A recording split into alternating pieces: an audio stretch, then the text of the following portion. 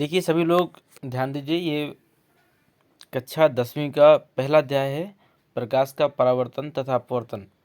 यह चैप्टर आपके कक्षा 12वीं में भी देखने को मिलेगा। तो जो कक्षा 10वीं और 12वीं दोनों कक्षा के विद्यार्थी जो भी हैं वो इस अध्याय को जरूर ध्यान से देखें, क्योंकि इसमें बहुत सारी चीज़ें ऐसी मिलेंगी आपको जो आपकी बोर्ड परीक्षाओं में पूछी जाने वाली हैं।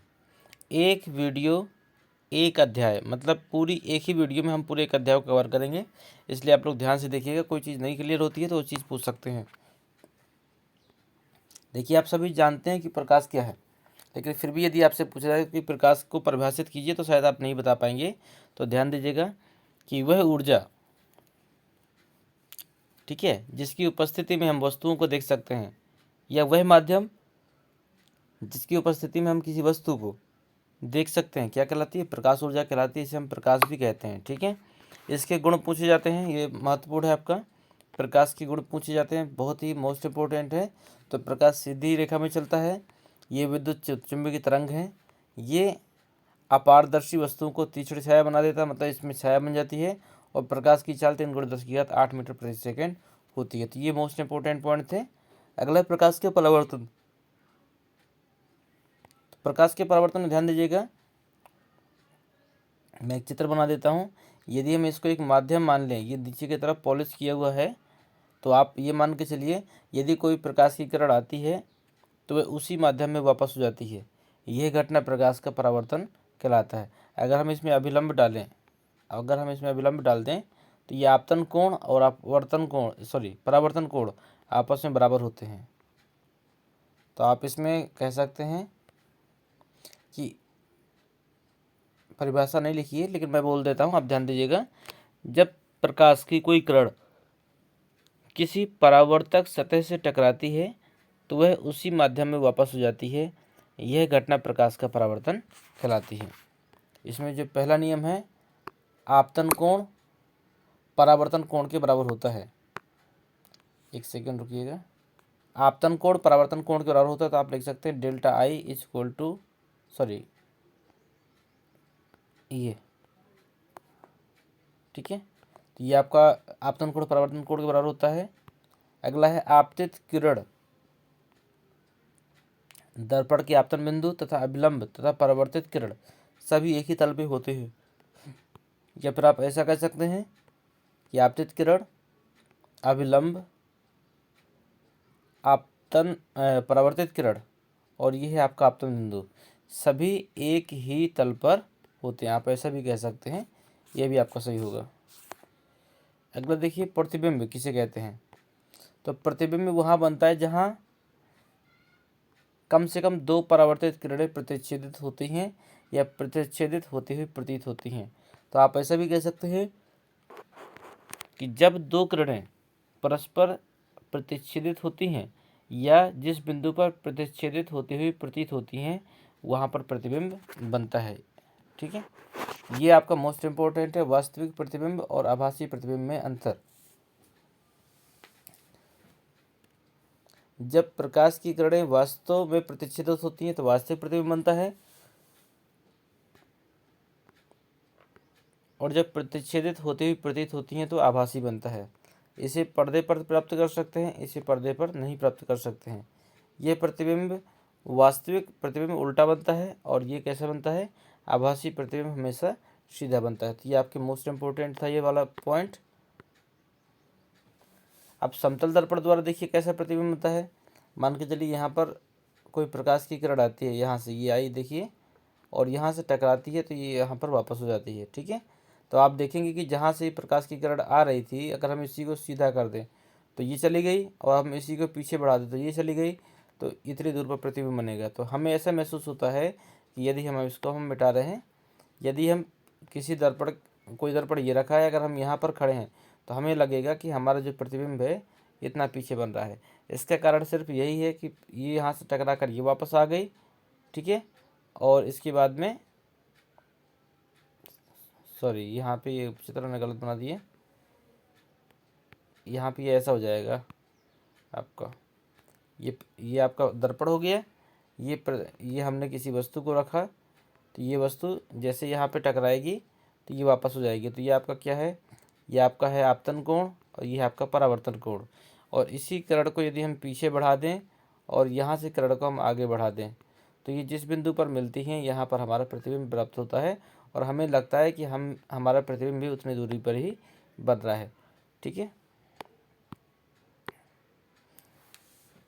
ये कैसा होता है? ये आभासी एवं सीधा होता है। ये किसमें? समतल दर्पण से बना प्रतिबिंब कैसा होता है? आभासी होता है, सीधा होता है। प्रतिबिंब का आकार वस्तु के आकार के बराबर होता है और प्रतिबिंब दर्पण से पीछे उतनी दूर पर बनता है जितनी दूर वस्तु होती है। और प्रतिबिंब पार्श्व परिवर्तित होता है। पार्श्व का मतलब यदि हम ए लिखेंगे तो उसमें भी ए दिखाई देगा, लेकिन जब हम बी लिखेंगे तो वहाँ पर हमें क्या दिखाई देगा? इस तरह का दिखाई देगा। यदि हम सी लिखेंगे तो हमें वहाँ पर इस तरह का दिखाई देगा। यदि हम आई लिखेंगे तो आई का तो आई रहेगा। यदि हम डी लिखेंगे इस तरह तो वहाँ पर हमें इस तरह का दिखाई देगा। मतलब पार्श्व परिवर्तन का मतलब उसका उल्टा सा दिखाई देता है वहाँ पर समतल दर्पण में। देख लीजिएगा आप इसे करके भी। पार्श्व परिवर्तन होता क्या है?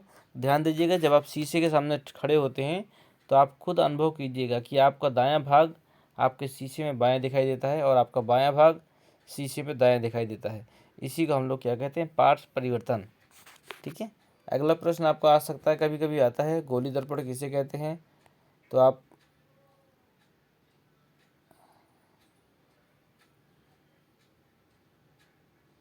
यहाँ लिख सकते हैं गोली दर्पण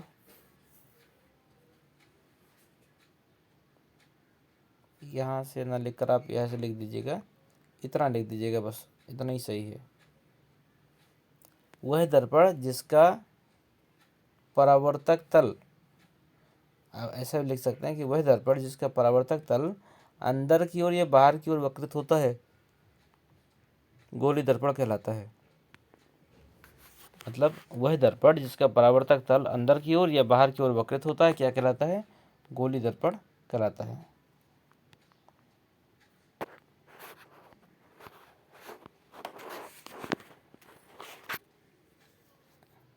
उत्तल और अवतल देख लीजिए किसे कहते हैं? गोली दर्पण में जिसका पृष्ठ बाहर की ओर वक्रित होता है उसे क्या कहते हैं? उसे हम उत्तल दर्पण कहते हैं। ये प्रश्न कभी कभी आ जाते हैं, ध्रुव किसे कहते हैं? तो यदि ये हमारा क्या है? दर्पण है।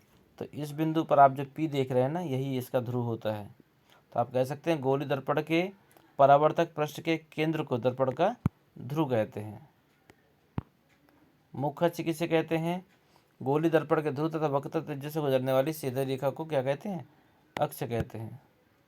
वक्रता केंद्र किसे कहते हैं? गोली दर्पण का परावर्तक पृष्ठ गोले का भाग होता है। इस गोले का केंद्र क्या कहलाता है? दर्पण का वक्रता केंद्र कहलाता है। वक्रता त्रिज्या आपकी कई बार पूछी जाती है, किसे कहते हैं? वक्रता त्रिज्या।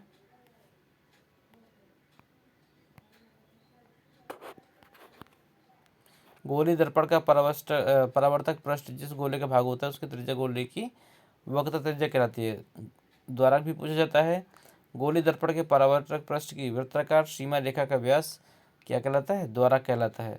ये छोटी छोटी परिभाषाएं कभी कभी एक एक नंबर में पूछ लेता है। इसके बाद भी मेन है आपका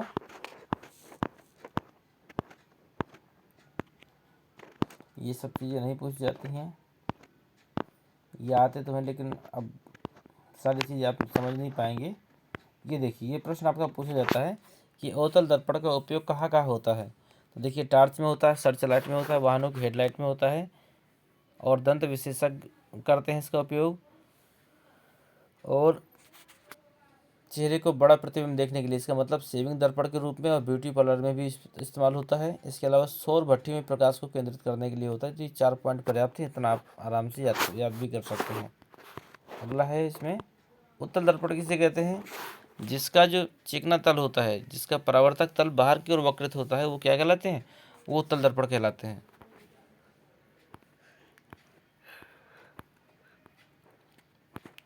और इसमें जो उत्तल दर्पण में आता है, उत्तल दर्पण के उपयोग देख लीजिए। उत्तल दर्पण का उपयोग सामान्यतः वाहनों में किया जाता है। इसमें ड्राइवर अपने पीछे के वाहनों को देख सकते हैं। आप देखते होंगे जो ड्राइवर सीट के बगल में शीशा लगा होता है, जिसमें से वो पीछे के वाहन देखते हैं, वो आपके क्या होते हैं? उत्तल दर्पण होते हैं। और दुकान में इनका इस्तेमाल सिक्योरिटी दर्पण के रूप में भी किया जाता है। ये 2 पॉइंट आपके लिए अत्यंत महत्वपूर्ण है। अगला पॉइंट देखते हैं जो प्रश्नों के लिए पेपरों के लिए महत्वपूर्ण है, इसकी ज़रूरत नहीं है।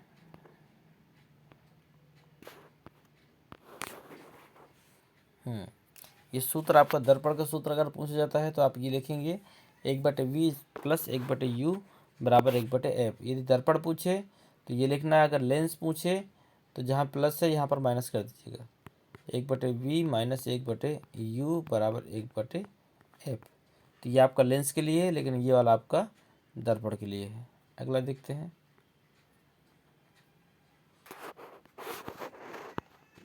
आवर्धन गोली दर्पण द्वारा उत्पन्न वह आपेक्षिक विस्तार। ये तो आपका परिभाषा कठिन हो जाएगी। यहाँ से लिखिए, प्रतिबिंब की ऊंचाई, प्रतिबिंब की ऊंचाई तथा बिंब की ऊंचाई के अनुपात को आवर्धन कहते हैं। यहाँ से इतना लिख लीजिए, प्रतिबिंब की ऊंचाई तथा बिंब की ऊंचाई के अनुपात को क्या कहते हैं? आवर्धन कहते हैं। ये परिभाषा पर्याप्त है आपकी।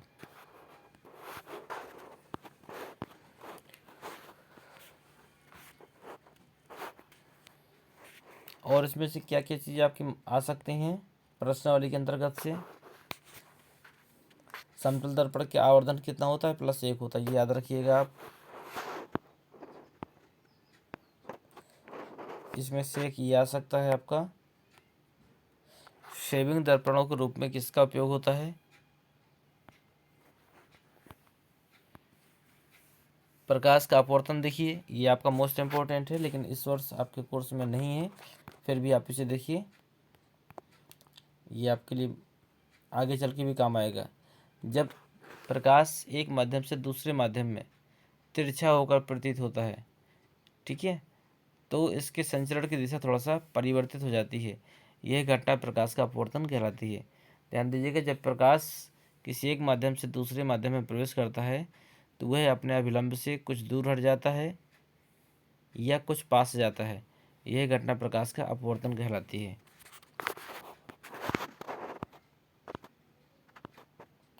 इसके दो नियम हैं, आपतित किरण, अपवर्तित किरण तथा आपतित किरण, अपवर्तित किरण और आपतन बिंदु, ठीक है, और अभिलंब एक ही तल में होते हैं। इसकी आवश्यकता नहीं बीच में लिखने की।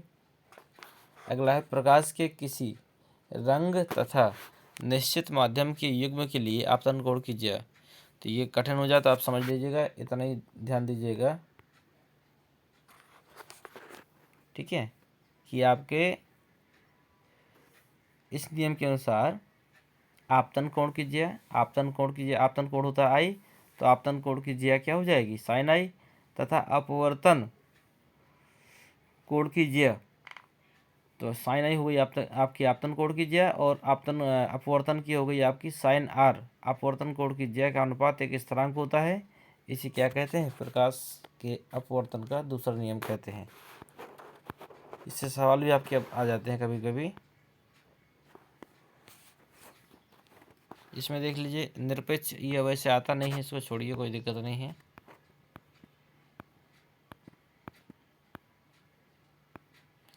गोली लेंस कभी कभी आ जाता है, तो आप कह सकते हैं दो तलों से घिरा हुआ कोई पारदर्शी माध्यम, दो तलों से घिरा हुआ कोई पारदर्शी माध्यम जिसका एक या दोनों तल कैसा हो? गोली हो, क्या कहलाते हैं? गोली लेंस कहलाते हैं। उत्तल लेंस और अवतल लेंस के बारे में देख लीजिए, अगर अंतर आता है तो जो उत्तल लेंस होते हैं वो कैसे होते हैं? वो बीच में मोटे होते हैं और किनारों में पतले होते हैं। इन्हें हम लोग क्या कहते हैं? अभिसारी लेंस भी कहते हैं, ठीक है। और यहाँ पर देखिए अवतल लेंस में यह बीच की अपेक्षा किनारों में मोटा होता है। अच्छी तरह देख लीजिए, ये बीच की अपेक्षा किनारों में मोटा होता है और इसे क्या कहते हैं? अपसारी लेंस कहते हैं।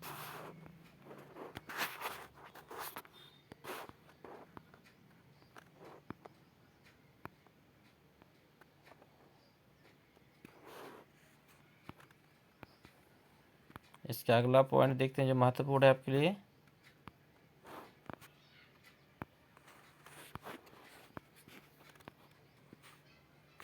हाँ, ये देखिए लेंस का सूत्र है, अभी तक अपने दर्पण का देखा था, ये आपका लेंस का सिर्फ प्लस की जगह माइनस लगा देना है। 1/v माइनस 1/u बराबर 1/f, ये आपका लेंस का सूत्र है। लेंस की क्षमता आपके पेपरों में कई बार पूछी गई है। किसी लेंस द्वारा प्रकाश की किरणों को अभिसरण या अपसरण करने की मात्रा क्या कहलाती है? उस लेंस की क्षमता कहलाती है।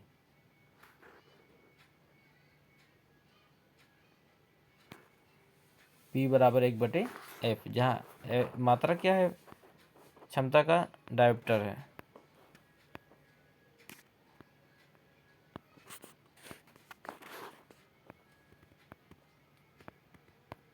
इन प्रश्नों में से कुछ प्रश्न आपके आ सकते हैं, देख लीजिएगा।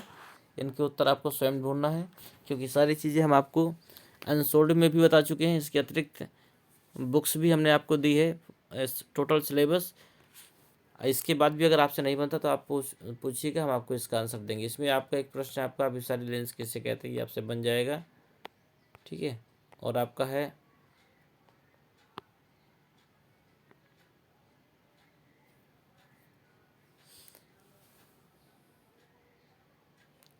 सात का बी नंबर, ये आपका महत्वपूर्ण है, आपको पूछा जा सकता है।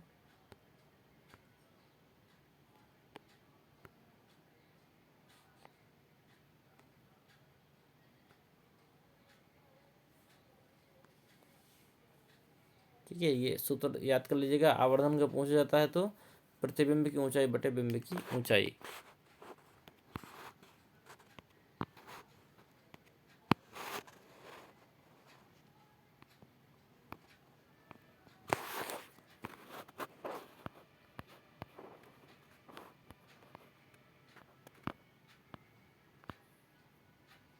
चलिए, ये अध्याय आपका समाप्त होता है।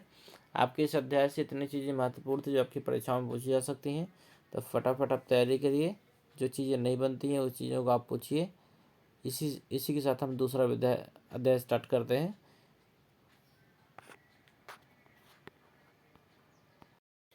सभी छात्रों को यह देखकर बहुत खुशी हो रही होगी कि हमारे इस चैनल के माध्यम से कक्षा 9वीं से लेकर 12वीं तक के सभी बच्चों की तैयारी निःशुल्क करवाई जा रही है, और एक ऐसी तैयारी जो शायद आपने ऑफलाइन क्लासों में भी नहीं प्राप्त की होगी।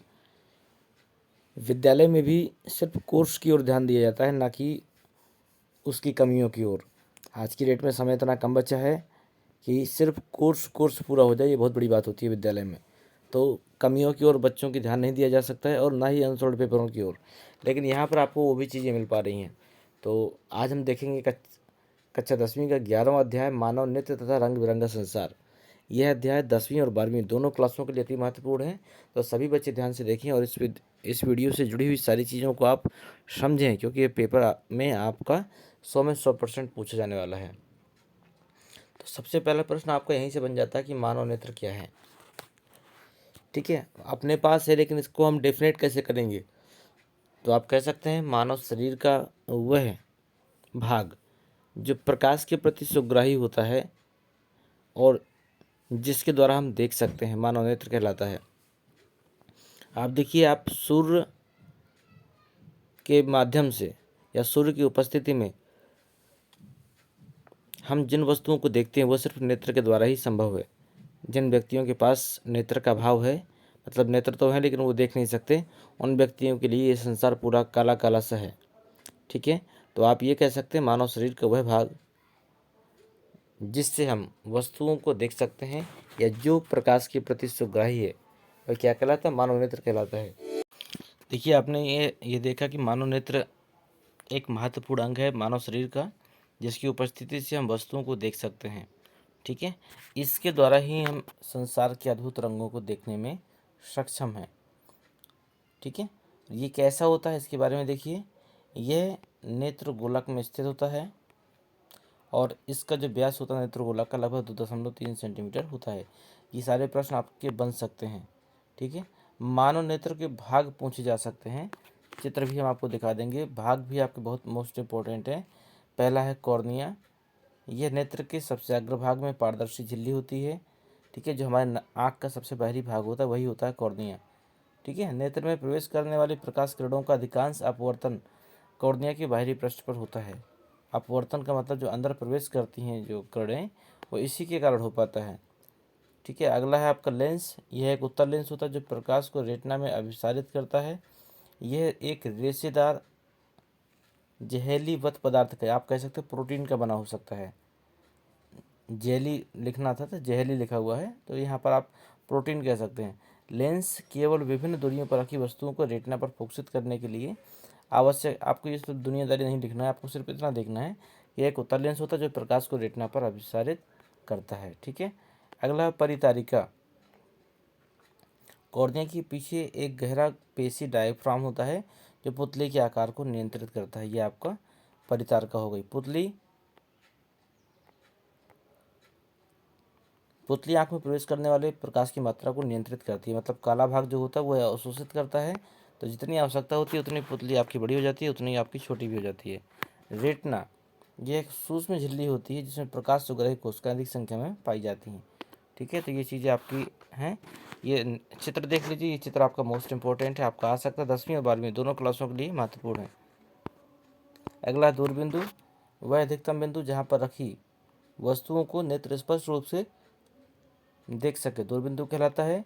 और वह न्यूनतम दूरी जहाँ रखी वस्तुओं को नेत्र स्पष्ट रूप से देख सके, निकट बिंदु कहलाता है। ठीक है, ये दोनों चीज़ें आपसे पूछी जा सकती हैं। दूरबिंदु क्या है, वह अधिकतम दूरी, और अगर पूछे सामान्य नेत्र के लिए दूरबिंदु कहाँ होता है तो ये अनंत पर होता है, और सामान्य नेत्र के लिए निकट बिंदु कहाँ होता है, ये आपका 25 सेंटीमीटर की दूरी पर होता है। समंजन क्षमता, देखिए इसमें तो परिभाषा थोड़ा सा कठिन लगी, मैं आपको बता दूं। मानव नेत्र की वह क्षमता जिसके द्वारा वह किसी वस्तु को आसानी से देख सकती है, समंजन क्षमता कहलाती है। या फिर ये कह सकते हैं आप कि मानव नेत्र जब किसी वस्तु को स्पष्ट रूप से देखने के लिए अपने आप को समायोजित करता है, वह क्षमता मानव नेत्र की समंजन क्षमता कहलाती है। अब चलिए इसको भी देख लेते हैं, जो लिखा हुआ अभिनेत्र की वह क्षमता जिसके कारण वह अपने फोकस दूरी को समायोजित कर लेता है, समंजन क्षमता कहलाती है। ये भी परिभाषा ज़्यादा कठिन नहीं है, आप याद कर सकते हैं। मानव नेत्र की वह क्षमता जिसके कारण वह अपनी फोकस दूरी को समायोजित करती है, वह समंजन क्षमता कहलाती है। अब देखिए दूरदृष्टि और निकट दृष्टि दोष में कोई तो एक आता ही आता है, मोतियाबिंद आपके कोर्स में नहीं है। ठीक है, लेकिन देख लीजिए, हम बता देते हैं आपको। अधिक उम्र के कुछ व्यक्तियों के नेत्र का क्रिस्टलीय लेंस दुधिया तथा धुंधला हो जाता है। इस स्थिति को क्या कहते हैं, मोतियाबिंद होते कहते हैं। इसके कारण नेत्र की दृष्टि में कमी या पूर्ण रूप से दृष्टि क्षय दिखाई देना बंद हो जाता है। मोतियाबिंद में क्या होता है, इसको शल्य चिकित्सा के बाद दृष्टि का वापस लाया जा सकता है। ठीक है, मतलब ये ज़्यादा पुराना हो गया है तो मुश्किल भी है कि वापस आए, लेकिन अगर जल्दी आप ध्यान देते हैं दृष्टि वापस आ सकती है। निकट दृष्टि दोष क्या है, देखिए दोष में ध्यान दीजिएगा, निकट दृष्टि दोष और दूरदृष्टि दोष ये आपके कोर्स में है, तो ये बिल्कुल विपरीत होते हैं अपने परिभाषा की। जैसे निकट दृष्टि दोष है तो इसमें निकट की वस्तुएं दिखाई देती हैं लेकिन दूर की दिखाई नहीं देंगी। देखिए इसमें क्या है, इस दोष में रखी हुई निकट की वस्तु को तो स्पष्ट देखा जा सकता है परंतु दूर की वस्तुओं को स्पष्ट नहीं देखा जा सकता है, यह दोष निकट दृष्टि दोष कहलाता है। ठीक है, ऐसे दोष युक्त व्यक्ति का दूरबिंदु अनंत पर न होकर नेत्र के पास आ जाता है। तो ये प्रश्न आपका बन सकता है, निकट दृष्टि दोष किसे कहते हैं, इसके कारण क्या है, तो कारण में आप बता दीजिएगा। अभिनेत्र लेंस की वक्रता का अधिक हो जाना या नेत्र लेंस की गोले का लंबा हो जाना, ये दोनों चीज़ें आप बता सकते हैं। इसका निवारण क्या है,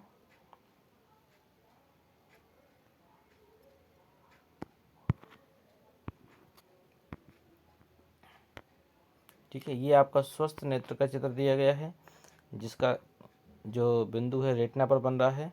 लेकिन अगर हम उसकी बात करें दोष युक्त नेत्र की तो आपका ये हो जाएगा।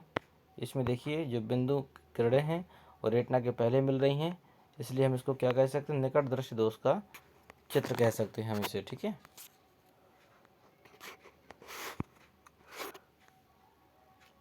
अब क्या करते हैं हम इसमें, यदि हम लेंस लगा दें, निकट दृष्टि दोष में कौन सा लेंस लगता है, निकट दृष्टि दोष में आप लगा सकते हैं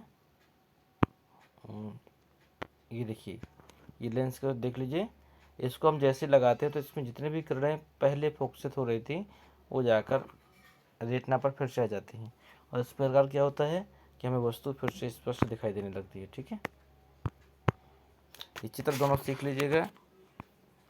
और ये दिया गया है, इसमें चाहें तो आप ये भी लिख सकते हैं कि इस दोष को किसी उपायुक्त का मतलब कह सकते हैं उपयुक्त ही है, उपयुक्त क्षमता के अवतल लेंस का प्रयोग करके संशोधित किया जा सकता है।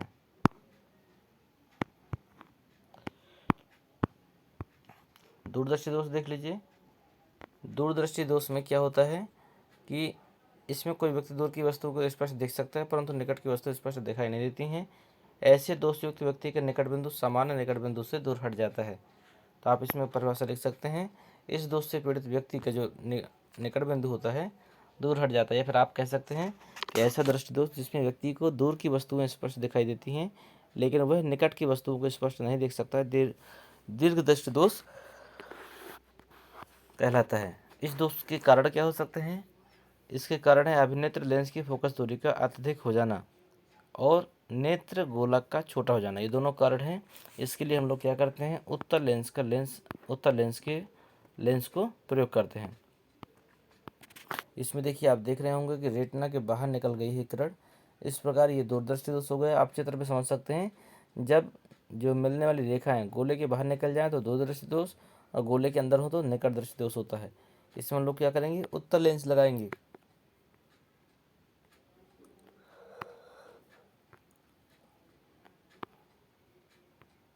ये लीजिए, ये वाला चित्र आपका लेंस लगने की बात का है। तो अगर पूछा जाता है तो आप इस चित्र को भी बना दीजिएगा, ये आपका 7 नंबर से कम नहीं आएगा।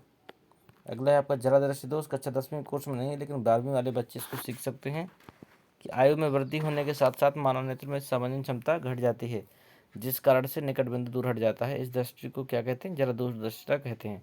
आप ये भी कह सकते हैं कि जब व्यक्ति को न तो पास की वस्तुएं स्पष्ट दिखाई दें और न ही दूर की वस्तुएं स्पष्ट दिखाई दें तो ऐसा दोष क्या होता है, जरा दूरदर्शिता कहलाता है। इसके कारण क्या है, यह पश्चिमाभी पेशियों के धीरे धीरे दुर्बल होने तथा कृष्णली लेंस के लचीलेपन में कमी आने के कारण उत्पन्न हो जाता है।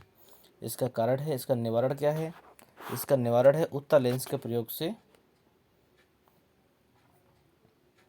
इसमें दिया गया कभी कभी किसी व्यक्ति के नेत्र में दोनों प्रकार के दोष होते हैं। ऐसे व्यक्तियों के लिए दी फोकस लेंसों की आवश्यकता होती है जिसमें ऊपरी भाग में अवतल और निचले भाग में उत्तल लेंस लगा होता है। तो ये मेन है इसका पॉइंट दूसरा वाला।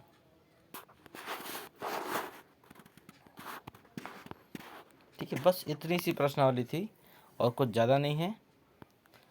इसमें जो महत्वपूर्ण प्रश्न जो आ सकते थे देख लीजिएगा। पहला प्रश्न आपका हाई स्कूल के बच्चों के लिए मैं बता दूं, आना ही आना है, छूट नहीं सकता है किसी भी कीमत पर। निकट दृष्टि दोष या दूरदृष्टि दोष में कोई एक प्रश्न आपका 100 में 100% आएगा जिसमें से आपको चित्र भी बनाने पड़ेंगे और चित्र के साथ साथ परिभाषा कारण सब कुछ लिखना पड़ेगा। ये 7 नंबर का होगा। जरा दूरदर्शिता ये आपके हाई स्कूल में नहीं है लेकिन 12वीं वाले बच्चों को देख लेना है। ये एक प्रश्न ये पूछा जा सकता है, निकट दृष्टि दोष से पीड़ित व्यक्ति का दूरबिंदु कहाँ होता है। और आपका और प्रश्न है, सामान्य नेत्र का दूरबिंदु और निकट बिंदु कहाँ होता है, ये मैंने आपको बता दिया है। ये भी प्रश्न पूछा जा सकता है। निकट दृष्टि दोष और दूरदर्शी दोष में अंतर पूछा जा सकता है, ये प्रश्न भी आप देख सकते हैं। आँख में प्रवेश करने वाले प्रकाश को कौन सा भाग नियंत्रित करता है, तो आपको हमने बताया था पुतली जो है वो नियंत्रित करती है। ठीक है, अगला आपका मानव नेत्र का नामांकित चित्र, ये देख लीजिएगा, ये दोनों क्लासों के लिए महत्वपूर्ण है। ठीक है, अब इसी में अगला पार्ट आता है प्रकाश का अपवर्तन परावर्तन। ये प्रश्न भी महत्वपूर्ण है आपका, ये प्रश्न भी आता है। तो प्रिज्म कोण पूछा जाता है आपसे। पहले तो हम प्रिज्म से प्रकाश का अपवर्तन देख लेते हैं कि प्रिज्म 2 त्रिभुजाकार आधार तथा 3 आयताकार पार्श्व पृष्ठ वाला होता है। ठीक है, अगर पूछा जाता है प्रिज्म किसे कहते हैं तो आप कह सकते हैं प्रिज्म 2 त्रिभुजाकार आधार, मतलब इसके पास 2 त्रिभुजाकार आधार होते हैं तथा 3 आयताकार पार्श्व पृष्ठ होते हैं। ठीक है, प्रिज्म कोण पूछा जाता है, ये कई बार आया है प्रिज्म कोण आपका, तो आप इसमें लिख सकते हैं प्रिज्म 2 पार्श्व फलकों के बीच बने कोण को, पार्श्व का मतलब जुड़ी हुई फलकें कह सकते हो, जुड़े हुए पृष्ठ कह सकते हैं, इनके बीच जो बना हुआ कोण होता है वो क्या कहलाता है, प्रिज्म कोण कहलाता है। विचलन कोण पूछा जा सकता है आपसे। विचलन कोण किसे कहते हैं, तो आपतित किरण एवं निर्गत किरण के बीच बने कोण को विचलन कोण कहते हैं। इसको डेल्टा एम भी हम लिखते हैं, इस तरह डेल्टा एम से भी हम लोग इसे व्यक्त करते हैं। ये प्रश्न आपका मोस्ट इम्पोर्टेंट है, कांच की प्रिज्म द्वारा श्वेत का विक्षेपण या वर्ड विक्षेपण पूछा जाए तो तो आप इसमें लिख सकते हैं सूर्य का श्वेत प्रकाश जब प्रिज्म से होकर गुजरता है तो प्रिज्म श्वेत प्रकाश को 7 रंगों की पट्टी में विभाजित कर देता है। ठीक है, यही क्रम आपका स्पेक्ट्रम भी कहलाता है। और इनका जो क्रम है बेजानी हपी नाला, बेजानी बैगनी के बाद में जामनी, कुछ लोग इसको आसमानी भी बोलते हैं, बे आनी भी बोलते हैं, बैजनी के बाद में बैगनी के बाद में आसमानी भी बोलते हैं, फिर नीला बोलते हैं। तो आप इसमें शंका ना करिएगा, ये तो बैजानी लिख दीजिए, बैगनी, जामुनी, नीला, हरा, पीला, नारंगी, लाल, ये आपका तरंग दैर्ध्य का बढ़ता हुआ क्रम है। इसी को हम लोग वर्ण क्रम भी कहते हैं, इसी को हम लोग स्पेक्ट्रम भी करते हैं, इसी को स्पेक्ट्रम बैंड भी कहते हैं। और यही घटना आपके प्रकाश के वर्ण विक्षेपण कहलाती है। उम्मीद करते हैं चीज़ें आपको समझ आ गई होंगी। और देख सकते हैं आप ये, यदि श्वेत प्रकाश को किसी प्रिज्म से गुजारा जाता है तो इस 7 रंगों में टूट जाता है। ये घटना तो क्या हो गई, वर्ण विक्षेपण। लेकिन यदि किसी दूसरे प्रिज्म को रास्ते में रख दिया जाए लेकिन उल्टा, तो यह 7 किरणें मिलकर पुनः श्वेत प्रकाश का निर्माण करती हैं। ठीक है, तो ये प्रश्न भी आपसे पूछा जा सकता है, यदि 2 प्रिज्मों को उल्टा रख दिया जाए तो उनसे निकलने वाला प्रकाश कैसा होगा, तो श्वेत का श्वेत ही हो जाएगा। इंद्रधनुष किसे कहते हैं? इंद्रधनुष वर्षा के पश्चात आकाश में जल की बूंदों, जल के सूक्ष्म कणों में दिखाई देने वाला प्राकृतिक स्पेक्ट्रम है। देखिए क्यों होता है ये भी देख लीजिएगा। यह वायुमंडल में उपस्थित जल की बूंदों द्वारा सूर्य के प्रकाश के विक्षेपण के कारण होता है। इंद्रधनुष सदा सूर्य के विपरीत दिशा में बनता है। तो आप इसमें लिख सकते हैं, जल की सूक्ष्म बूंदें छोटे प्रिज्म की भांति कार्य करती हैं और सूर्य के आपतित प्रकाश की ये बूंदें अपवर्तित तथा विक्षेपित होती हैं। तत्पश्चात इसे आंतरिक परावर्तित कर देती हैं और आंतरिक परावर्तन के कारण विभिन्न वर्ण प्रेक्षक के नेत्रों तक पहुंचते हैं, मतलब हमें दिखाई देते हैं। तो आप लिख सकते हैं, प्रकाश के आंतरिक परावर्तन के कारण ये घटना घटित होती है इंद्रधनुष की, और ये हमेशा बनती है सूर्य के विपरीत दिशा में। इस तरह देखिए, अगर पूछे तो ये चित्र भी आप बना सकते हैं, अगर पूछा जाए, नहीं तो कोई दिक्कत नहीं है आपका। अगर प्रिज्म का कलर पूछा जाए तो आप इस तरह बना सकते हैं।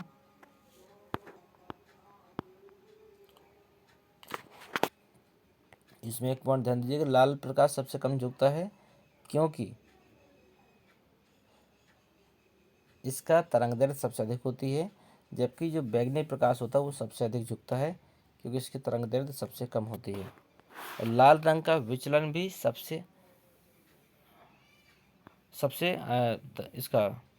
विचलन सबसे अधिक होता है बैगनी का और सबसे कम होता है लाल रंग का। और इसके बाद में ये चीज़ें आपके लिए महत्वपूर्ण नहीं है, ये चीज़ें आपसे पूछी जा सकती है। तारों, ये वाला तारों की आभासी स्थिति, तो आप लिख सकते हैं, इस पे पूछा जा सकता है कि तारे पृथ्वी के नज़दीक दिखाई देते हैं, या इसमें टिमटिमाने वाली भी घटनाएं पूछी जा सकती हैं। वैसे इसमें दिया नहीं है तो हम इसको, कोई दिक्कत नहीं है। हाँ, ये है आपका वायुमंडलीय अपवर्तन की घटनाएं। यहाँ पर ध्यान दीजिएगा, वायुमंडल अस्थिरता के कारण प्रकाश का वायुमंडलीय अपवर्तन कहलाता है। इसमें कौन कौन सी घटना होती है? यदि आपसे पूछा जाता है तारों का टिमटिमाना किस घटना कारण हो सकता है, तो आप बोल सकते हैं प्रकाश के अपवर्तन के कारण। और सूर्योदय तथा सूर्यास्त की विलंबित स्थिति, ये भी इसी के कारण होता है। तारों की वास्तविक स्थिति से कुछ ऊंचाई पर प्रतीत होना, और तारे जहाँ पर हैं वहाँ से भी कुछ ऊंचे दिखाई देते हैं, ये किस घटना कारण होता है?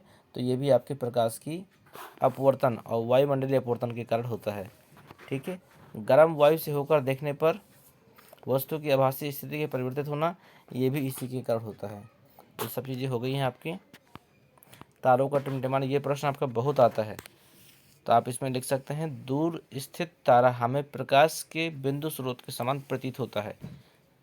चूँकि तारों से आने वाली प्रकाश की किरणें का पथ थोड़ा सा परिवर्तित होता है वायुमंडल के कारण, अतः तारे की आभासी स्थिति कैसी होती है? विचलित होती रहती है।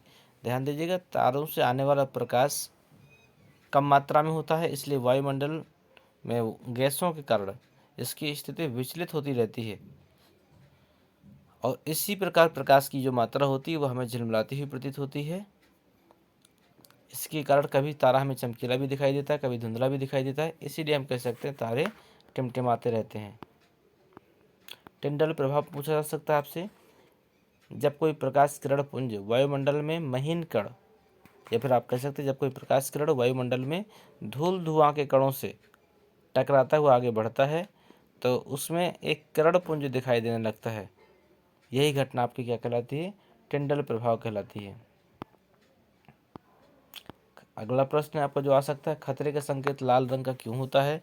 आपने पढ़ा भी होगा, क्योंकि लाल रंग जो होता है ये दूर से दिखाई भी देता है और लाल रंग का जो विचलन होता है सबसे कम होता है, लाल रंग की तरंगदैर्घ्य सबसे अधिक होती है, इसलिए खतरे के जो लाल सिग्नल होते हैं वो आपको लाल रंग से दिखाई देते हैं। स्वच्छ आकाश का रंग नीला क्यों होता है? मोस्ट इम्पोर्टेंट प्रश्न है, ये आपके बहुत बार आया है, अनसोल्ड में भी आपको मिला होगा अगर आपने किया है तो।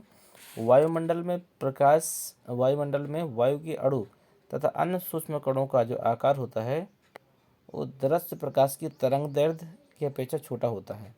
ये कण कम तरंगदैर्घ्य के प्रकाश को प्रकीर्णित करने में अधिक प्रभावी हैं और लाल वर्ण के प्रकाश की तरंगदैर्घ्य नीले की अपेक्षा 1.8 गुनी है।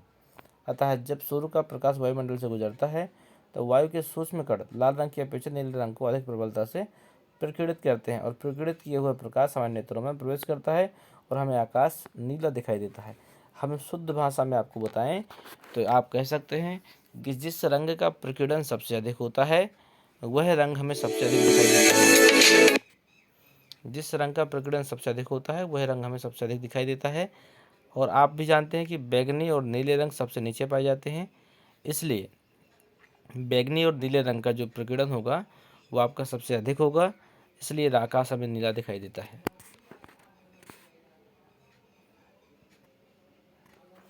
ऊंचाई पर उड़ते हुए यात्रियों को आकाश काला क्यों दिखाई देता है?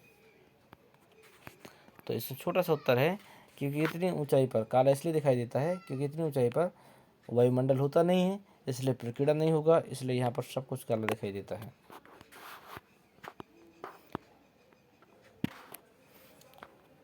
बादल वाला प्रश्न कभी आया नहीं है, तो ग्रह क्यों नहीं टिमटिमाते हैं? आप कह सकते हैं तारों की अपेक्षा जो ग्रह होते हैं वो पृथ्वी काफ़ी नज़दीक होते हैं, इसलिए उसे प्रकाश का बड़ा स्रोत माना जाता है। यदि ग्रह गलत लिखा हुआ, ग्रह इस तरह का होगा, इसमें ग्रह की प्रकाश बिंदु का स्रोत का संग्रह मान ले, या फिर ये कह सकते हैं ग्रह हमें अधिक मात्रा में प्रकाश देते हैं, इसलिए यह स्रोत द्वारा हमारी आँखों में प्रवेश करने वाले प्रकाश की कुल मात्रा का परिवर्तन औसत शून्य हो जाता है, इसलिए ग्रह टिमटिमाते हुए प्रतीत नहीं होते हैं। ये आप यहाँ तक देख लीजिए। इसलिए आप कह सकते हैं इस प्रकार हमारी आँखों में प्रवेश करने वाले प्रकाश की मात्रा में कुल परिवर्तन का औसत मान शून्य हो जाता है, जिस कारण ये टिमटिमाते हुए प्रतीत नहीं होते हैं। उम्मीद करते हैं ये आपका पूरी तरह समझ में आ गया होगा। मोस्ट इम्पोर्टेंट अध्याय है, इससे बहुत सी चीज़ें पूछी जा सकती हैं। और कौन सी चीज़ें आ सकती हैं आप देख लीजिए। एक ये हो गया, टिंडल प्रभाव हो गया, प्रकाश का अपवर्तन हो गया, ये हो गए। चारों प्रश्न आपके महत्वपूर्ण हैं, इसमें कोई शंका नहीं है।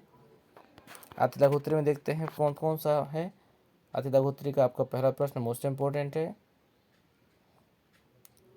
एक ये अध्याय ही पूरा महत्वपूर्ण है, लेकिन फिर भी देखते हैं हम लोग एक बार। ये आपको देखना है। विस्तृत उत्तरी में ये आ सकता है आपका, और बस इसके बाद अगला अध्याय है, उसे हम अगले वीडियो में देखेंगे। और सभी बच्चों से एक अनुरोध है, जितने बच्चों ने वीडियो को देखा है कृपया एक बार लाइक ज़रूर करें, एक प्यारा सा कमेंट ज़रूर भेजें, क्योंकि हम आपके लिए इतना कुछ कर सकते हैं, आप हमारे लिए एक छोटा सा कमेंट तो कर ही सकते हैं। अगर वीडियो अच्छी लगी हो, अगर आप नए व्यक्ति हैं तो सब्सक्राइब जरूर करें, अगर पुराने हैं तो सभी लोगों को शेयर करें। धन्यवाद। देव क्लासेस में आप सभी छात्र कक्षा 9वीं से लेकर 12वीं तक NCERT बोर्ड की सभी महत्वपूर्ण क्लासों को ले पा रहे हैं।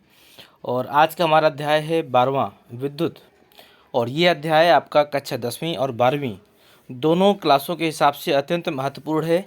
इस अध्याय से जुड़ी हुई जितनी भी चीज़ें हैं ये मान के चलिए कि जब तक आपकी फ़िज़िक्स चलेगी आपके सिलेबस में तब तक आपको मिलनी है। तो इस वीडियो को कक्षा 10वीं 11वीं 12वीं और इसके आगे के जो भी बच्चे कंपटीशन में भी बैठने वाले हैं उन सभी बच्चों के लिए ये वीडियो अत्यंत महत्वपूर्ण होने वाली है। तो सभी बच्चे पूरा देखेंगे, कोई स्किप नहीं करना है, तभी इसका पूरा बेनिफिट मिल पाएगा आपको। और देखिएगा इस वीडियो से ही, आज के इस टॉपिक से ही आप देखिएगा कितनी ज़्यादा चीज़ें आपकी परीक्षाओं में मिलने वाली हैं। सबसे पहले हम बात करते हैं आवेश की। ठीक है, तो आवेश परमाणु का एक मूल कण होता है। ये धनात्मक भी हो सकता है और ऋणात्मक भी हो सकता है। ठीक है, आवेश का मतलब ये नहीं सिर्फ इलेक्ट्रॉन होंगे, आवेश का मतलब प्रोटॉन भी हो सकते हैं। धनात्मक आवेश भी होता है और ऋणात्मक आवेश भी होता है। इलेक्ट्रॉन भी होते हैं और प्रोटॉन भी होते हैं। जो दो समान आवेश होते हैं वो एक दूसरे को प्रतिकर्षित करते हैं, वो चाहे ऋणात्मक हों या फिर धनात्मक हों। लेकिन जब समान आवेश होंगे तो प्रतिकर्षित करेंगे, लेकिन असमान आवेश होंगे तो एक दूसरे को आकर्षित करते हैं। ठीक है, अगर हम बात करें आवेश का मान कितना होता है, तो एक कूलाम आवेश का जो मान, एक कूलाम आवेश में उपस्थित इलेक्ट्रॉनों की संख्या होती है 6×10⁸। ठीक है, एक इलेक्ट्रॉन पर आवेश होता है 1.6×10⁻⁻19, लेकिन आवेश की प्रकृति ऋणात्मक होती है। ठीक है, अगला देखिए, किसी चालक पर अगर आवेश ज्ञात करना है तो आप इस सूत्र को लगा सकते हैं, Q = N × E। यहाँ पर Q क्या है, किसी भी पदार्थ पर उपस्थित आवेश, N क्या है इलेक्ट्रॉनों की संख्या और E क्या है इलेक्ट्रॉन पर आवेश। ये लगाकर आप ज्ञात कर सकते हैं। जहाँ पर दिया भी है Q कुल आवेश है, N इलेक्ट्रॉनों संख्या और E क्या है इलेक्ट्रॉनों पर आवेश का मान है। ठीक है, अगला है प्रश्न, इसमें विद्युत धारा। बहुत ज़्यादा प्रश्न पूछा जाता है। आवेश के प्रवाह होने की दर विद्युत धारा कहलाती है। ठीक है, अब आप इसको सूत्र से भी बना सकते हैं। आवेश ऊपर है और समय नीचे है, तो आप कह सकते हैं एकांक समय में प्रवाहित आवेश को विद्युत धारा कहते हैं, या आवेश प्रवाहित होने की दर, दर का मतलब समय ही होता है। ठीक है, तो ये भी आपका I = Q/T, ये आपका सूत्र बन जाएगा। इसका मात्रक, धारा का मात्रक आपका एम्पियर होता है।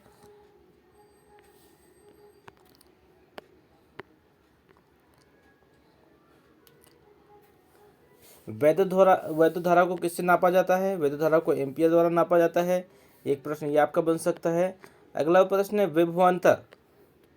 एकांक आवेश को एक बिंदु से दूसरे बिंदु तक ले जाने में जो कृत कार्य होता है वही आपका विभवांतर हो जाता है। ठीक है, वही आपका विभवांतर होता है। इसे हम V से व्यक्त करते हैं। और 1 वोल्ट की परिभाषा अगर आपसे पूछ लेता है तो आप कह सकते हैं जब 1 कूलाम आवेश को लाने के लिए 1 जूल कार्य होता है, तब विभवांतर, जो वही विभवांतर होता है वो 1 वोल्ट हो जाता है। देखिए, विभवांतर को, एकांक आवेश को एक बिंदु से दूसरे बिंदु तक ले जाने में जो कृत कार्य होता है वही आपका क्या कहलाता है? विभवांतर कहलाता है। एक परिभाषा तो ये आपकी पूछी जा सकती है। आपका 1 वोल्ट की परिभाषा पूछी जा सकती है। तो जब 1 कूलाम आवेश को लाने के लिए 1 जूल का कार्य किया जाता है, तब जो विभवांतर होता है उसी का मान आपका 1 वोल्ट हो जाता है। तो आप कह सकते हैं 1 वोल्ट = 1 जूल प्रति कूलाम। इसके बाद में अगला है वोल्ट मीटर किसे कहते हैं? विभवांतर के नापने की युक्ति, जिससे विभवांतर को नापा जाता है उसी युक्ति को हम वोल्ट मीटर कहते हैं। और ये हमेशा पार्श्व का मतलब होता है समांतर क्रम में जोड़ा जाता है। ठीक है, अगली परिभाषा आपसे पूछी जा सकती है, सेल किसे कहते हैं? ये छोटी छोटी परिभाषाएं जो आपकी पूछी जा सकती है। सिर्फ हम महत्वपूर्ण चीज़ों की चर्चा करेंगे। ये एक सरल युक्ति है जो विभवांतर को बनाए रखती है। सेल एक सरल युक्ति है जो विभवांतर को बनाए रखती है। ठीक है, देख लीजिएगा आप, कई बार बच्चों को सेल और उसमें संयोजन में पता नहीं होता है कि किसका सिंबल क्या है। तो वैद्युत सेल में देखिए एक बड़ी प्लेट होती है और एक छोटी प्लेट होती है। ठीक है, लेकिन जब इसी की जगह सेलों का संयोजन हो जाए या फिर बैटरी लगा देंगे तो वहाँ पर एक से अधिक प्लेटें हो जाती हैं।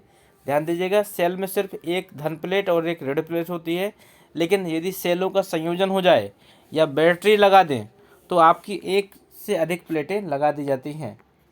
अगर खुली हुई कुंजी होगी तो इस तरह की होगी, इसमें बीच में बिंदु नहीं रखा होगा, और बंद कुंजी होगी तो बिंदु रख दिया जाएगा, तो ये आपकी बंद कुंजी कहलाएगी। इसके बाद में तार की संधि, मतलब तार जुड़ा हुआ होगा तो इस तरह का बना होगा।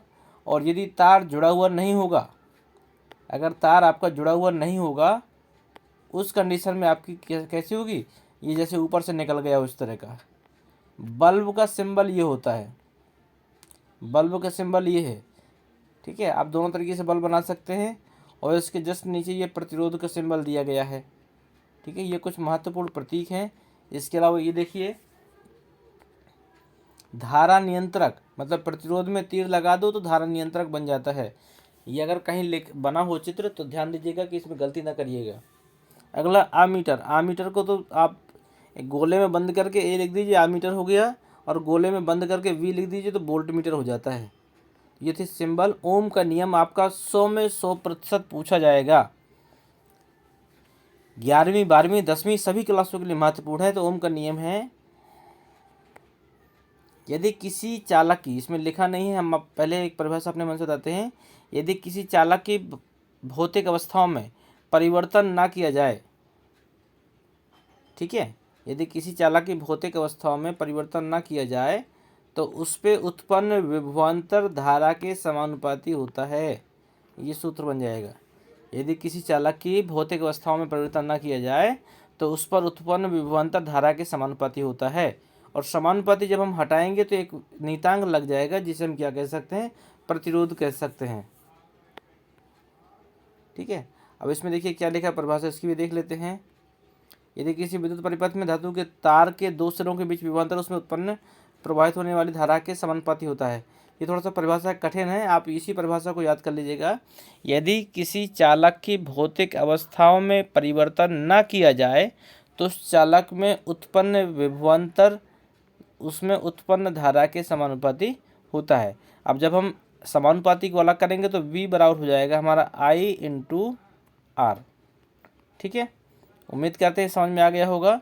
जहाँ पर R क्या है, R आपका प्रतिरोध है। ये आपसे पूछा जा सकता है कि धारा तथा विभवांतर के बीच ग्राफ बनाइए, तो आप सीधे सीधे एक लाइन ऊपर और एक लाइन नीचे और सीधे खींच दीजिएगा। इस प्रकार ये आपका V समानुपाती I हो जाएगा।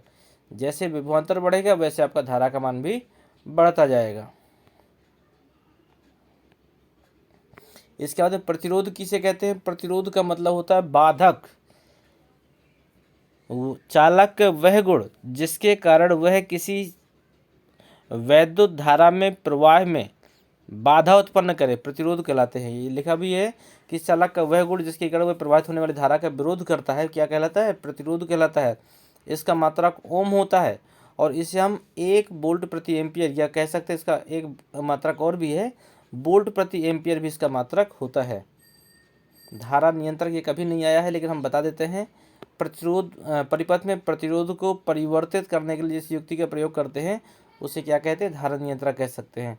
या फिर इसी के हिसाब से लिख दीजिएगा, जो धारा को नियंत्रित करे वही धारा नियंत्रक होता है। प्रतिरोध किस किस पर निर्भर करता है? प्रतिरोध आपका चालक की लंबाई के समानुपाती होता है, अनुप्रस्थ काट के क्षेत्रफल की व्युत्क्रमानुपाती होता है, तापमान के समानुपाती होता है, पदार्थ की प्रकृति पर निर्भर करता है। अगर प्रश्न आता तो आप लिख सकते हैं प्रतिरोधकता। ये प्रश्न आपका पूछा जाता है तो आप लिख सकते हैं 1 मीटर भुजा वाले घन के विपरीत फलकों में से धारा गुजारने पर जो प्रतिरोध उत्पन्न होता है उसे प्रतिरोधकता कहलाता है। प्रतिरोधकता को रो से व्यक्त करते हैं हम, इस तरह का सिंबल होता है।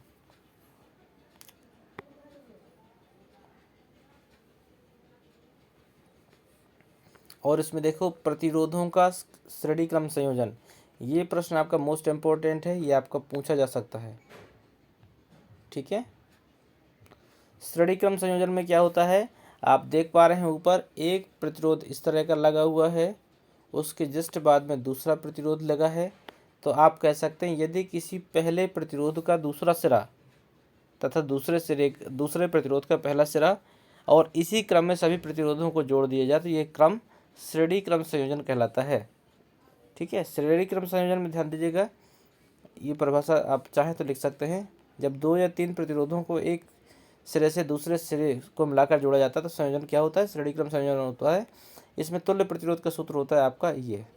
ठीक है, लेकिन यदि आपको ये आ जाता है कि आप सिद्ध करो, तो सिद्ध करने के लिए आप लिख सकते हैं कि श्रेणी क्रम संयोजन में जो तुल्य विभवांतर होता है वो अलग अलग प्रतिरोधों पर उत्पन्न विभवांतर के योग के बराबर होता है। तो आप लिख सकते हैं V बराबर V1 plus V2 plus V3। अब आपने ओम का नियम पढ़ा था, V बराबर क्या होता है, IR होता है। तो हमने देखिए V1 की जगह IR1, V2 की जगह IR2 और V3 की जगह IR3 रख सकते हैं। ठीक है, हमने सब जगह I क्यों रखा, क्योंकि श्रेणी क्रम संयोजन में धारा का विभाजन नहीं होता है, धारा हमारी समान रहती है सभी प्रतिरोधों पर, इसलिए हमने सब जगह I रखा है। अब सभी का मान रख देंगे यहाँ पर। ठीक है, यहाँ पर देखिए सभी का मान रख दिया, तो इसने थोड़ा सा अलग टाइप से रखा है। हम रख सकते हैं, मैं बता दूं आपको, हम रख सकते हैं V की जगह, इस सूत्र से देखिएगा, V की जगह हम IR लिख सकते हैं और V1 की जगह हम लिख सकते हैं IR1 plus IR2 plus IR3। अब देखिए सब जगह से I कट जाएगा कॉमन लेके, तो हमारा क्या बचा, R बराबर R1 plus R2 plus R3। यही हमारे श्रेणी क्रम संयोजन का सूत्र है जिसे हमने सिद्ध किया, और आप उम्मीद करते हैं आपने सीखा भी होगा। सभी बच्चों से एक अनुरोध है, सभी बच्चे फटाफट चैनल को सब्सक्राइब करें, सभी दोस्तों को शेयर करें ताकि ज़्यादा से ज़्यादा बच्चे इसका बेनिफिट ले सकें। अब देखिए पार्श्व क्रम में, पार्श्व का मतलब समांतर क्रम में क्या करते हैं, तो इसकी एक परिभाषा है, यदि सभी प्रतिरोधों का पहला सिरा एक बिंदु से तथा सभी प्रतिरोधों का दूसरा सिरा दूसरे बिंदु से जुड़ा हो तो ऐसा क्रम समांतर क्रम संयोजन कहलाता है। समांतर क्रम संयोजन में जो तुल्य प्रतिरोध होता है वो अलग अलग प्रतिरोधों के व्युत्क्रम के योग के बराबर होता है। इस क्रम में ध्यान दीजिएगा, समांतर क्रम संयोजन में धारा का बंटवारा हो जाता है। कैसे हो जाता है मैं दिखा दूं आपको। ये देखिए धारा I जा रही है, लेकिन यहाँ जाकर धारा 3 जगह विभाजित हो जाती है। यहाँ से तो देखिए एक जगह जा रही है, लेकिन यहाँ 1 2 3 जगह धारा बढ़ जाती है, I1 plus I2 plus I3। तो आप लिख सकते हैं समांतर क्रम संयोजन में धारा का विभाजन होता है, अतः इस परिपथ में तुल्य धारा अलग अलग प्रतिरोधों में प्राप्त धारा के योग के बराबर होती है। तो I बराबर आप लिख सकते हैं I बराबर I1 plus I2 plus I3, और I की जगह आप V बटे R भी लिख सकते हैं। तो V बटे R1 प्लस V बटे R2 प्लस V बटे R3। और इसमें होता है विभवांतर समान। समांतर क्रम संयोजन में ही आपके घरों के सारे परिपथ होते हैं। आप देखते होंगे कि आप लाइट जलाते हैं तो भी आपका वही वोल्टेज रहता है, फ्रिज में भी वही रहता है, टीवी में भी वही रहता है। इस प्रकार हम कह सकते हैं सभी प्रतिरोधों में वोल्टेज समान होता है। ठीक है, तो V ऊपर का सब जगह से कट जाएगा, तो आपका बचेगा 1 बटे R1 प्लस 1 बटे R2 प्लस 1 बटे R3।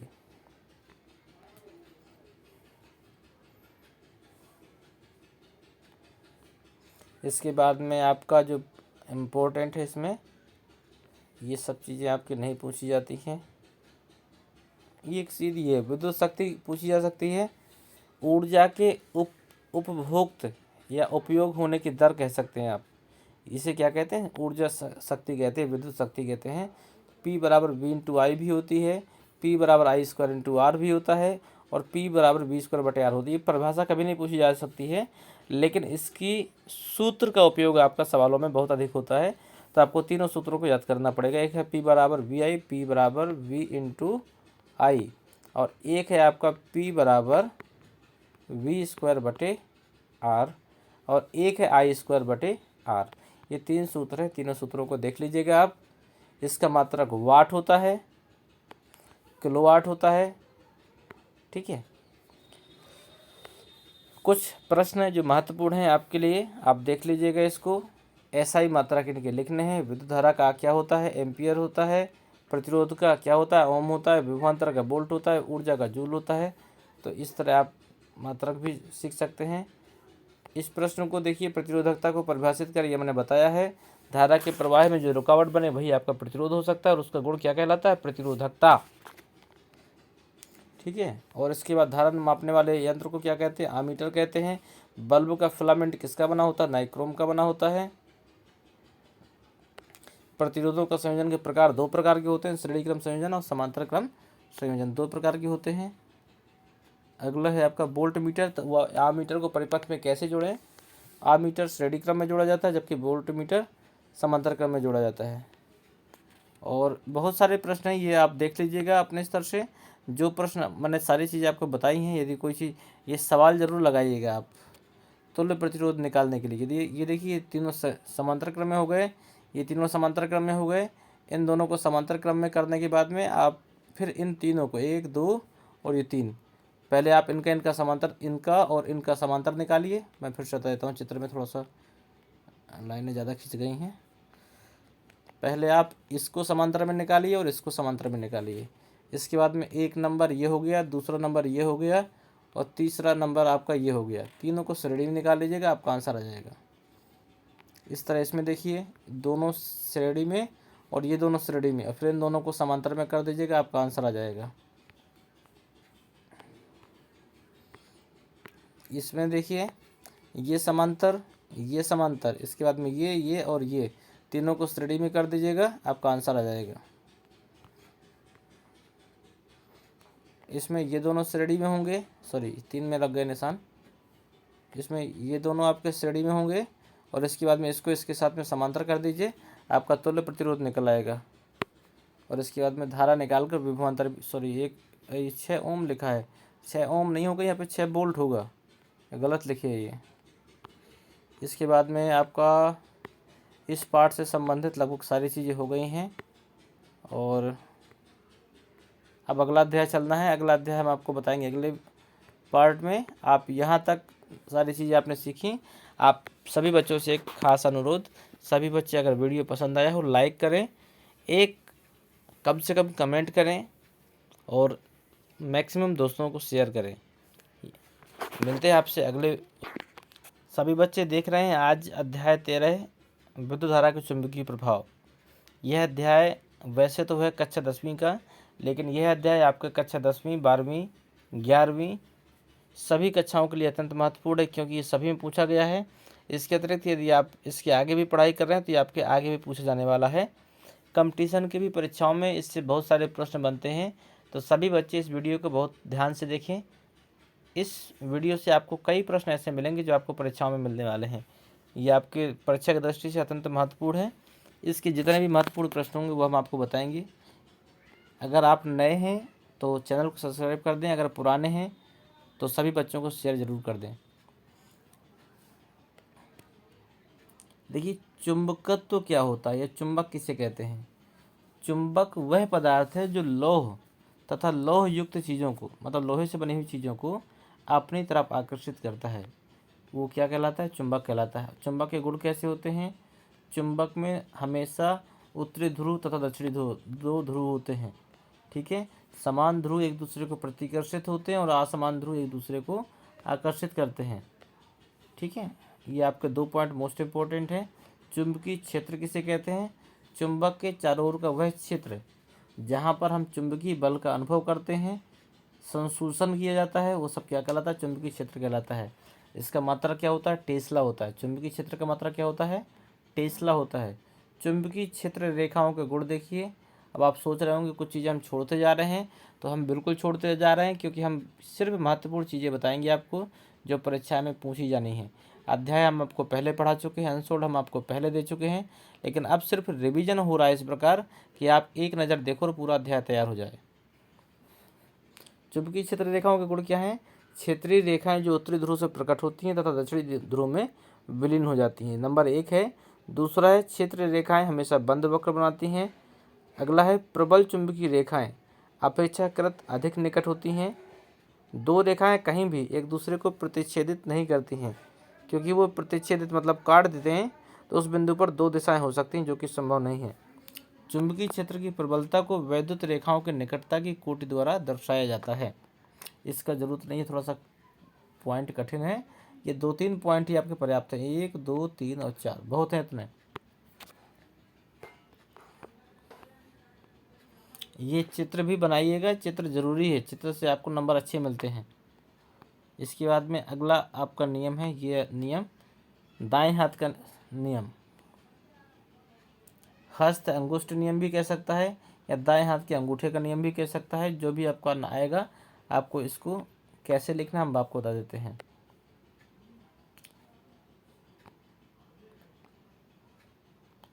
चलिए ध्यान दीजिएगा। यदि हम अपने दाहिने हाथ में विद्युत धारावाही चालक को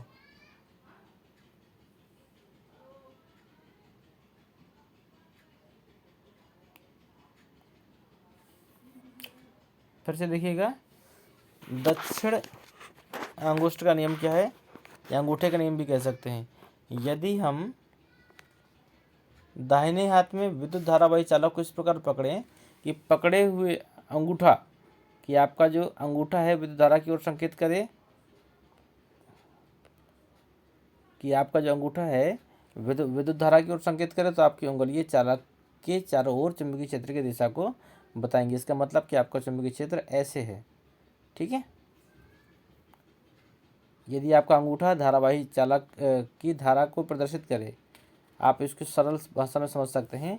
यदि हम किसी धारावाही चालक को इस प्रकार पकड़ें, यदि हम किसी धारावाही चालक को इस प्रकार पकड़ें कि हमारा अंगूठा विद्युत धारा को प्रदर्शित करे, विद्युत धारा की दिशा को प्रदर्शित करे, तो हमारी मुड़ी हुई उंगलियां चुंबकीय क्षेत्र की दिशा प्रदर्शित करेंगी।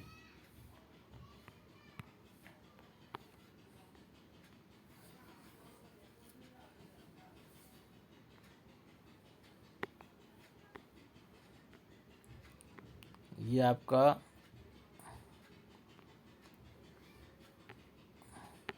इसके बाद में ये आपका पूछी जा सकती हैं, परिनालिका किसे कहते हैं। तो आप कह सकते हैं, पास पास लिपटे विद्युत रोधी तार के बेलनाकार आकृति की अनेक फेरों वाली कुंडली को क्या कहते हैं, परिनालिका कहते हैं। ये प्रश्न आपका पूछा जा सकता है, महत्वपूर्ण है। और भी देखें, कुछ छूट तो नहीं गया इसमें। इसके बाद में आपका ये नहीं, चलिए ये सब चीज़ें आपकी आने वाली नहीं हैं। ये देखिए, ये आपका महत्वपूर्ण है, विद्युत चुंबक और स्थायी चुंबक से आप क्या समझते हैं। तो यह अस्थायी चुंबक होता है, अतः आसानी से चुंबकत्व समाप्त हो सकता है, और इसका चुंबकत्व आसानी से समाप्त नहीं हो सकता है। इसकी शक्ति बदली जा सकती है, इसकी शक्ति निश्चित होती है। इसकी ध्रुवीयता बदली जा सकती है, इसकी ध्रुवीयता नहीं बदली जा सकती है। ये शक्तिशाली होते हैं, ये कैसे होते हैं, ये कमज़ोर चुंबक होते हैं, ठीक है। हमारी जो पृथ्वी है वो भी चुंबक की भांति व्यवहार करती है। अगला प्रश्न है ये फ्लेमिंग के बाएं हाथ का नियम। ये प्रश्न भी आपका अत्यंत महत्वपूर्ण है, इसको चित्र से ही बना सकते हैं। यदि हम अपने बाएं हाथ को, बाएं हाथ का ही नियम है। यदि हम अपने बाएं हाथ को इस प्रकार फैलाएं कि अंगूठा, ये हो गया, बहुत खिसकता है, अंगूठा, तर्जनी तथा मध्यमा एक दूसरे के लंबवत हों, एक दूसरे के लंबवत हों, और मध्यमा विद्युत धारा की दिशा प्रदर्शित करे, और तर्जनी चुंबकीय क्षेत्र की दिशा प्रदर्शित करे, तो अंगूठा चालक पर लगने वाले बल को प्रदर्शित करेगा। हमें किसी भी परिभाषा की आवश्यकता नहीं, चित्र से समझ सकते हैं। आप अपने हाथ को फैलाइए, आपकी जो मध्यमा मतलब बीच की उंगली है, यदि वो विद्युत धारा को बताएगी, तो आपका तर्जनी चुंबकीय क्षेत्र की दिशा को बताएगी, और जब ये दोनों आपके फिक्स हो जाती हैं, तो जो अंगूठा होगा वो आपका चालक पर लगने वाले बल को प्रदर्शित करेगा। ये आपके बाएं हाथ का नियम है। अगला प्रश्न आपका बार बार पूछा जाता है, वैद्युत चुंबकीय प्रेरण, बहुत बार आया है ये। तो आप कह सकते हैं, जब किसी चालक को परिवर्तित चुंबकीय क्षेत्र में रखा जाता है, तो चालक में विद्युत धारा प्रवाहित होती है। ये धारा प्रेरित विद्युत धारा कहलाती है, तथा यह घटना वैद्युत चुंबकीय प्रेरण कहलाती है। ये आपका इसका आंसर है।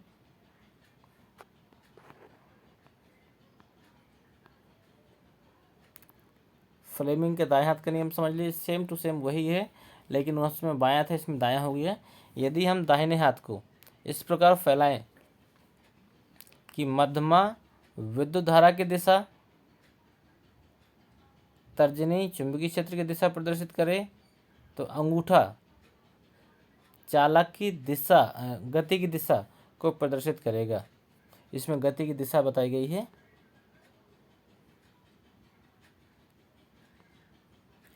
इसका जो सिद्धांत होता है, कहाँ कहाँ काम करता है, ये जनरेटर में काम करता है, और वैद्युत धारा की दिशा ज्ञात करने में काम आता है। अगला प्रश्न आपसे पूछा जा सकता है, प्रत्यावर्ती धारा किसे कहते हैं। तो जो विद्युत धारा समान समयांतरालों में अपनी दिशा को परिवर्तित कर ले, जो विद्युत धारा समान समयांतरालों में अपनी दिशा को परिवर्तित कर ले, उससे क्या कहते हैं, प्रत्यावर्ती धारा कहते हैं। इसका सिंबल भी मैं आपको बता दूं। यदि हम इसको, यह है हमारी दृष्ट धारा, ठीक है। लेकिन प्रत्यावर्ती धारा कैसी होती है, इस प्रकार आपकी चलती है आगे। तो इस समय के साथ में अपने मान को परिवर्तित करती रहती है। आपका दिष्ट धारा है, तो इसका मैंने आपका सिंबल बता दिया था। जो विद्युत धारा अपनी दिशा में परिवर्तन नहीं करती है वो दिष्ट धारा कहलाती है। ये उसका सिंबल है दिष्ट धारा का। घरेलू विद्युत परपथ आपके कोर्स में नहीं है, आपको परेशान नहीं होना इस वर्ष।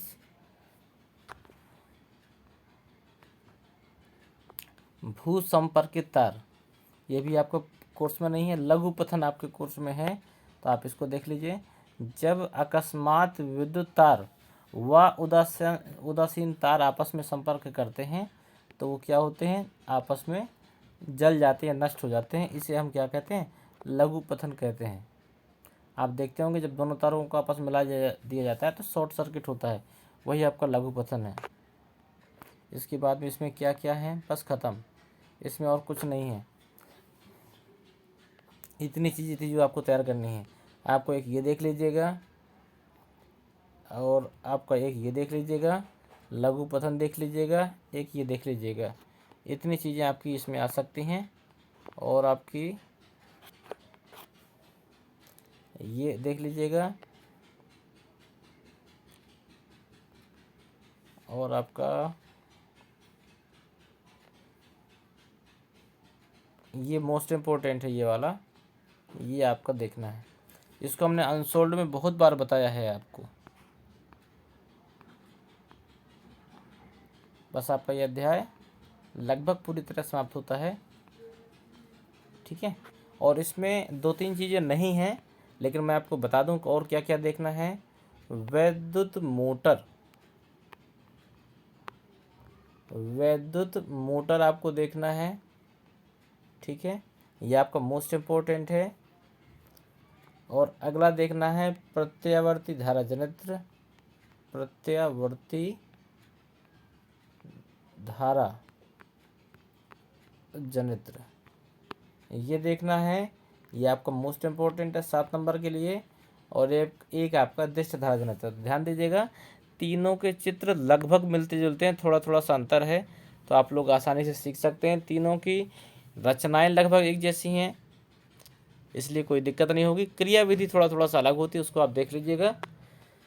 इसी के साथ हमारी फिजिक्स समाप्त होती है। अब हम लोग मिलेंगे आपसे अगले टॉपिक में। तो सभी बच्चे फटाफट वीडियो को सब्सक्राइब कर दें, जिसने ना किया हो, जिसने कर दिया वो सभी बच्चों को शेयर कर दें। और एक फीडबैक ज़रूर दें कि ये जो वीडियो आपको मिली है हमारे चैनल के माध्यम से, ये आपके आने वाली परीक्षाओं के लिए कितनी महत्वपूर्ण हो सकती हैं। और जो भी बच्चे बोर्ड परीक्षाओं में बैठे हैं, यदि आप पेपर से लौट के आते हैं तो आप हमें फीडबैक ज़रूर देंगे कि आपको हमारे चैनल से क्या क्या मिला, जो आपके लिए बेहतर रहा, महत्वपूर्ण रहा, जिससे आपने बहुत कुछ सीखा।